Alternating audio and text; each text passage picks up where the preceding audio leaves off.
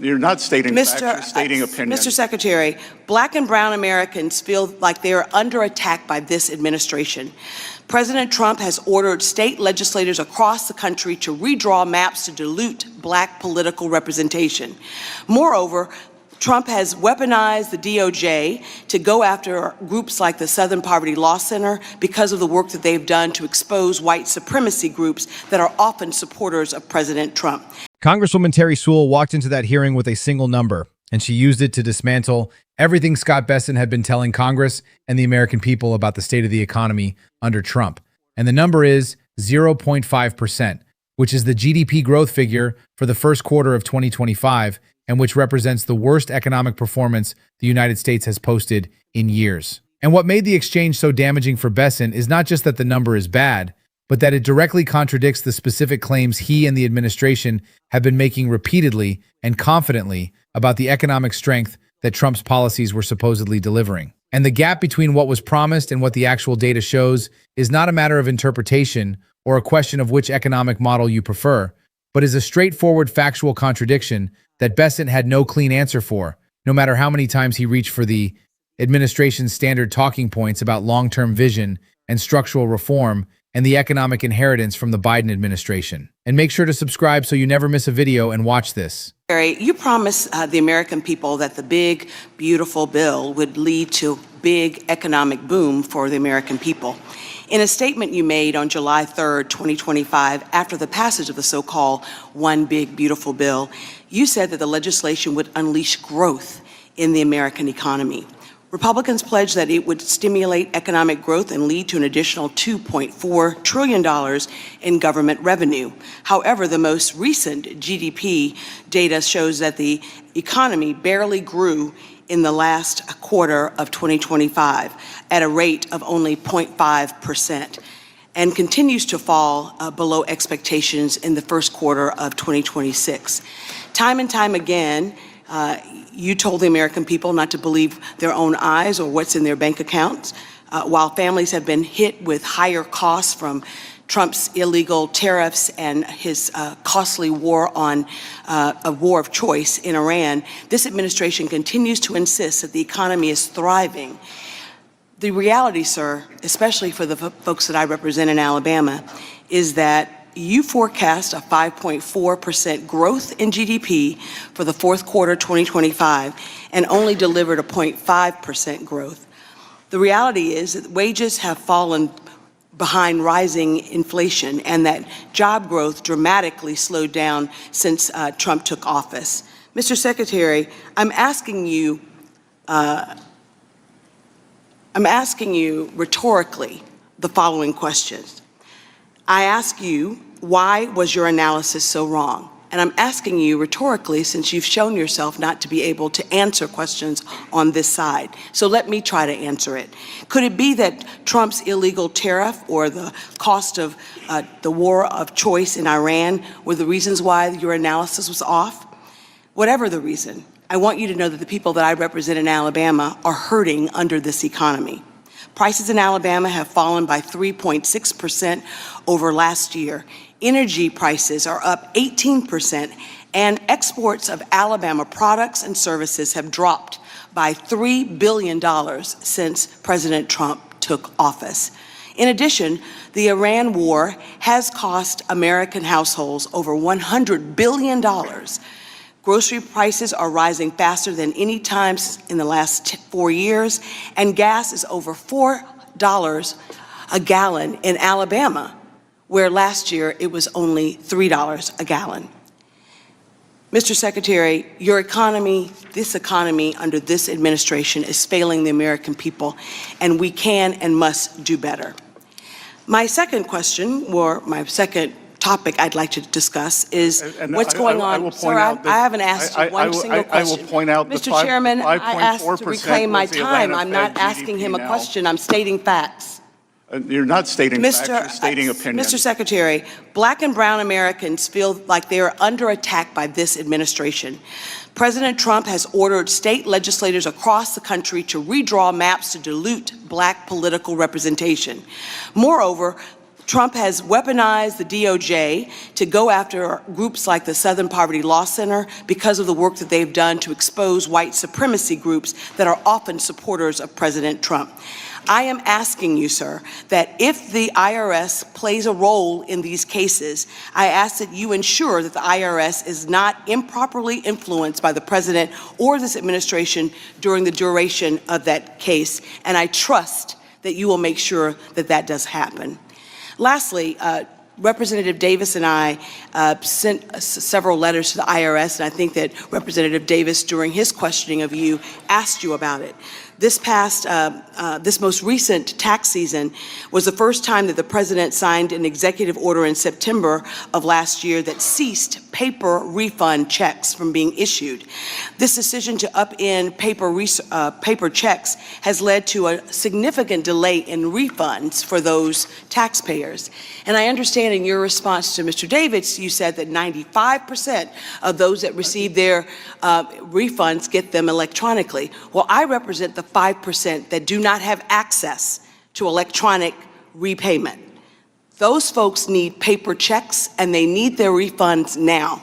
I trust that this administration will do all that it can to make sure that all Americans, irrespective of whether they're unbanked or have access to electronic payment, that they get their refunds. And Mr. Davis asked a question that you didn't answer, but I'd like to answer it for you. We're asking that you and your office, that the Treasury Department, work with us to make sure that our constituents get their refund checks. I will commit to do that. Thank you, sir. I yield back the balance of my time. That was the first I've seen. And to be clear, that number 5.4% was the Atlanta Fed GDP now, but I know that's inconvenient. So, thank you, and thank you, Secretary, for joining us here today. It's always kind of unusual when you start a hearing and are instructed what you can say or can't say in an open and free democracy. But having said that, you mentioned in your testimony core inflation a couple of times. What's the difference between core inflation and inflation? Many people believe, or it is in general, energy prices and food prices, which are much more fast-moving. And I would say that energy prices will roll down when this Iran conflict ends. So is gasoline considered part of core inflation? Yes, sir. It is. So those remarks, core inflation reflects gasoline prices. Core inflation, it reflects the underlying trend in inflation and whether that inflation has become endemic to the system as it did during President Biden. Has the war in Iran had anything to do with core inflation? Sir?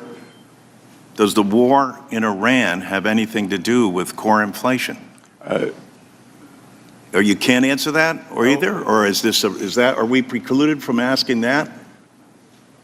Well, I'm not sure what the question is. Let me make it as simple as I can. Does the war in Iran, are you with me? Has the war in Iran thus far, have witnessed the rise in gas prices as it caused? Well, again, that is the regular inflation, and gas prices have gone up, which I believe will be temporary. Gas prices have gone up, but you believe they're temporary. Core inflation has dropped 0.5% since President Trump came to office. Geez, you know, when I'm home in my district, I'm going to just tell those people, geez, you know what? You've missed this whole thing. Don't you understand core inflation? You guys are better off. I mean, these gas prices, I don't know what you people are thinking out there. For God's sake, you know, you should be doing cartwheels in the street over the price of gas. So what is the administration's plan to lower gas prices? We've taken the many. Are you in favor of eliminating the gas tax? We have moved to. Are you in favor of eliminating the gas tax? We would like to work. Are you able to answer that, or is that not answered? Well, if I'm not interrupted, I can, Congressman. Well, I'm waiting for your answer.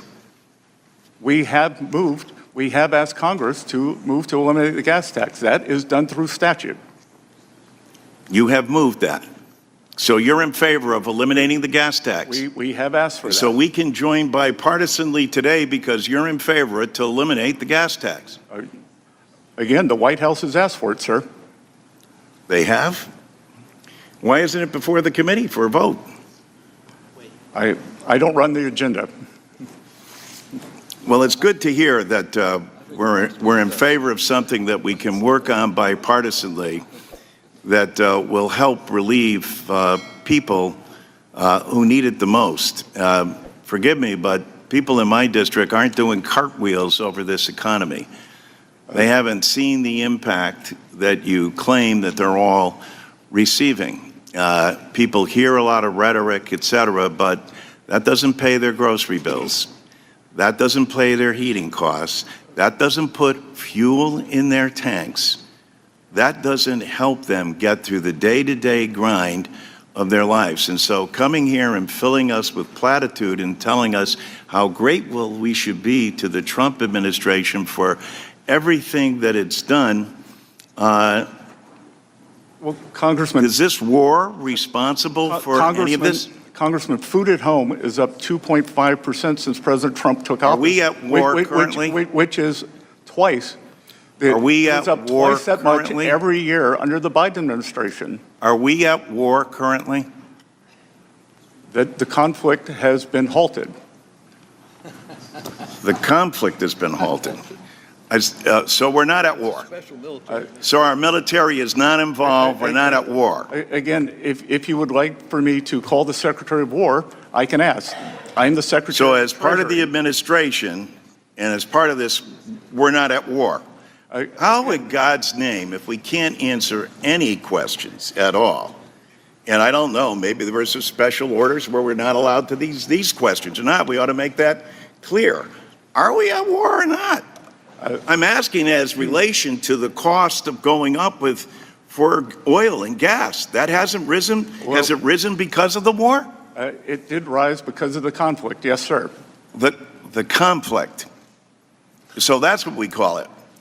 Our people go into battle and lose their lives. Mr. Larson, you're To understand why the 0.5% GDP number hits as hard as it does, you have to understand what the administration was claiming the economy would look like at this point, because the promises were not vague or hedged, but were specific and confident and repeated constantly across every media appearance and every congressional testimony that Bessent and other administration officials gave in the months leading up to this data coming out. And the specific claim was that Trump's economic agenda of tariffs and deregulation and tax cuts was going to produce strong GDP growth that would demonstrate the superiority of the administration's approach over what came before. And Bessent himself had made versions of this argument in multiple hearings and in multiple interviews and in multiple public statements where he projected confidence about where the economy was heading and dismissed concerns about tariffs and trade disruption as short-term noise that would be overwhelmed by the structural improvements the administration's policies were producing. And then the actual first quarter GDP number came in at 0.5%. And that number is not short-term noise and is not a rounding error, but is the economy of the United States growing at less than half a percentage point in a quarter when the administration was promising strong and accelerating growth. Sewell made the contrast explicit and precise because she did not just cite the number in the abstract, but walked Bessent through the specific claims he and the administration had made and then placed the actual GDP figure next to each of them so that the gap between the promise and the reality was visible and documented for the official record. And Bessent's attempts to explain the number away followed the predictable pattern that administration witnesses use when the data contradicts their narrative, which is to attribute the bad number to factors outside their control, to point to other economic indicators that look better, to argue that the full effect of the administration's policies has not yet shown up in the data, and to suggest that the methodology used to calculate GDP is not capturing the real strength of the economy. Hit the like button, subscribe, and ring the bell because we are covering every single development as it comes. See you in the next one. Stay safe.